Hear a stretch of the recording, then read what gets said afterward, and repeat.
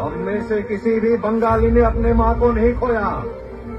পরিবর্তিত প্রেক্ষাপটে সেই অবস্থাও পাল্টাচ্ছে। হাসিনাকে আশ্রয় দিয়ে মোদী সরকার বাংলাদেশের সঙ্গে সম্পর্ক খারাপ করায় এটিকে সুযোগ হিসেবেই নিয়েছে পাকিস্তান। খুব অল্প সময়ে সৃষ্টি হয়েছে বাণিজ্যিক সম্পর্ক।